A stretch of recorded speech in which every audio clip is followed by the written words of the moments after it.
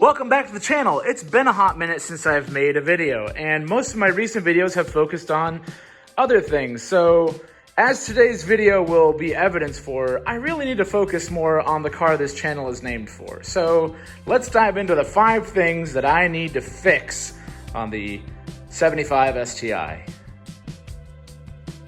The first thing I'd really like to fix, you see all the time.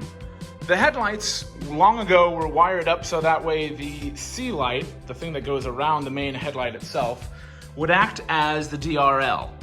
And it does work like that. Unfortunately, one of them has gone bad. The wiring on it has just failed. You can still kind of see the light trying to flicker, trying to get some power. You can see it pulsating a little bit in this video. That's not right. And as I'm driving around, it just looks like my car has a black eye because that light isn't typically on. So I need to get to rewiring that. And the kits that these come with have these little crimps and such that probably work in California, but when you're daily driving this car for the last 7, almost 8 years in Nebraska, I'm sure that wiring probably hasn't held up very well. So yay, I get to take off the bumper and probably check out the wiring within the headlights. With the hood open, there's a couple other issues that I need to address under here. First and foremost, I actually have the part for. I just need to hope that that's the fix for it. Over here on the driver's side of the engine bay is Cobb's flex fuel system. Now this has a sensor in it that's able to detect the ethanol content coming into the engine so it can adjust the tune accordingly. It's been really great until it hasn't been. Really over the last year, I've noticed I've been getting a lot of low voltage codes from the Cobb flex fuel system. And now it just flat out doesn't even read anymore. So I'm constantly driving with check engine lights on and it's in limp mode essentially. And I need to do something about it because I can't just keep resetting the ECU and hoping that it comes back online. So way down here by the battery that I just replaced is a sensor that clearly says Cobb, but is actually the only GM part on the whole vehicle. So that guy needs to come out. I've got the replacement for it. It's just a bit of a pain to get to, and fuel lines are never fun to deal with. So I'll be doing that soon to hopefully remedy that issue.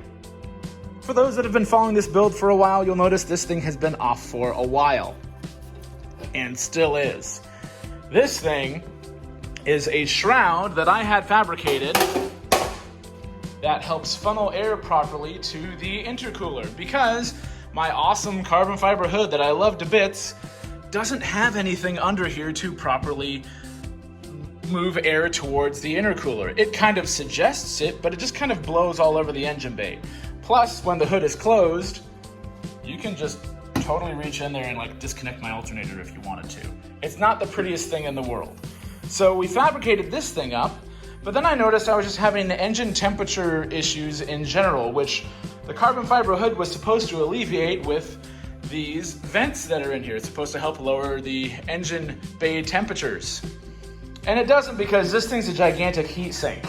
So something needs to change here. Either the construction needs to change to something that won't essentially act as a gigantic conductor of heat, or it needs to be coated in something, or it'd be nice to be able to cut some ventilation bits in this part here, so that way that air that's getting trapped directly underneath the intake manifold, which is exactly what it covers, doesn't superheat and just make the engine all hot and unhappy.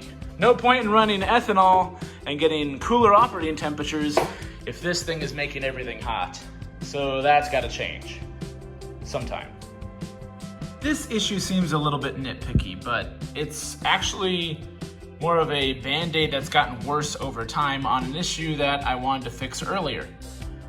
The badges on the Hyperblue STIs were all black, but that wasn't good enough for me at the time. I wanted them all black, so I picked up these badges from Subi Speed. They've been on the car for about 6 years, and you can tell that the finish is no longer happy on there. It's all edged out and scratched out.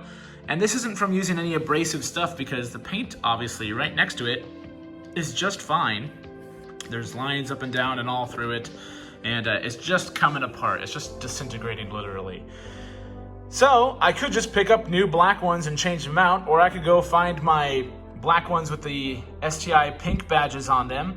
But originally, the idea with this car ages ago was to have fewer STI logos all over it, because that's one of the things that I kind of don't really care for on these cars, is they just bludgeon you over the head with STI, STI, STI, STI, STI. They're everywhere on the car. That happens like 18 times or something crazy like that. So I really want to do some sort of like tie-in with the 75. I'd like to have a small STI, or small 75 logo in there, or something that, you know, ties in the theme of the car instead of just another STI logo. The last bit is really getting picky, but because I spend more of the time inside the car driving it than I do outside looking at it, it's really starting to bother me. I've got 3 or 4 different types of stitching in the Hyperblue STI, and they all used to be the same until I ruined it, and now I need to fix that. So the stitching that's going through these is silver, which is neutral at least, so it doesn't bother me too much, except for the fact that it's right next to Hyperblue stitching there, right next to Hyperblue stitching on the boot.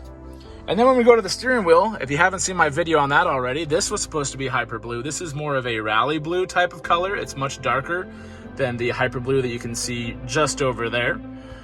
And then this bit here on top of the multifunction display, all this is in rally blue, but it's a different rally blue than what's on the steering wheel. This is actually supposed to be on a launch edition, I believe, because they had this same type of blue stitching for their interior.